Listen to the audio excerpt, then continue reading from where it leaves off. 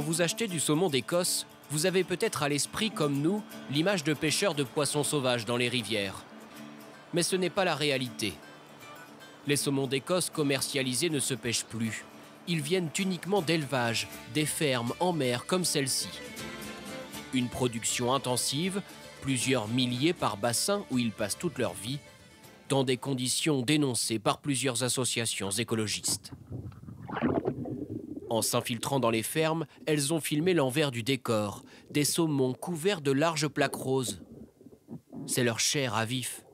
Ils sont en fait rongés par un parasite, le pou de mer. Ce spécialiste travaille pour l'une de ces associations. D'après ses calculs, 25% des saumons meurent avant l'âge adulte dans les fermes, parce qu'ils sont entassés au-delà du raisonnable. Voici une vidéo filmée fin 2020. On y voit des saumons très malades. Dans ces bassins, les parasites ont des conditions parfaites pour se développer. Ils se multiplient de manière exponentielle. Si on avait les mêmes taux de mortalité dans des fermes de poulets, de cochons, de bovins ou de moutons, cela ferait scandale. Désormais, les parasites sévissent bien au-delà des fermes, selon le militant. Les saumons sauvages en liberté qui passent dans cette rivière seraient aussi contaminés lorsqu'ils atteignent la mer pendant leur migration. Près de 150 fermes se trouvent très proches de l'endroit où les rivières se jettent dans la mer. Donc les saumons sauvages passent forcément très près. Ils ne peuvent pas les éviter.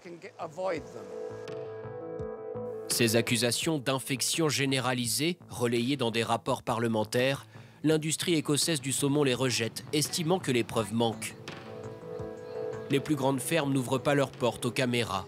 La seule entreprise qui accepte de nous recevoir a une taille bien plus modeste, même si ces chiffres paraissent déjà très impressionnants. Chaque bassin fait 15 mètres par 15 et 10 mètres de profondeur avec environ 4500 saumons. Cette ferme bonne élève est la preuve que l'élevage peut être plus respectueux de l'environnement. Pas de parasites ici, même sans antibiotiques. Les saumons sont protégés naturellement par d'autres poissons que voici.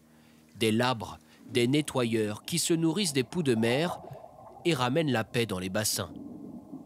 Mais pour cela, la ferme a dû investir dans cette technique et limiter la densité. Est-ce que cette solution pourrait être utilisée partout? Oui, c'est possible. Mais certaines fermes sont tellement grandes qu'il faudrait beaucoup de poissons nettoyeurs à l'intérieur des bassins. Nous, on est plus petits et c'est sûrement la bonne idée. Voilà pourquoi les associations écologistes veulent réduire la taille des fermes au plus vite, malgré leur poids économique. Car le nombre de saumons en Écosse décline dangereusement, pas seulement à cause des parasites. Le réchauffement climatique ferait lui aussi des ravages. Ce matin-là, ce collectif de pêcheurs et scientifiques va tenter d'en mesurer l'ampleur. Il prélève grâce à un piège de jeunes saumons dans cette rivière durement touchée. Dans cette rivière, il y a 2 fois moins de saumons que dans les années 70.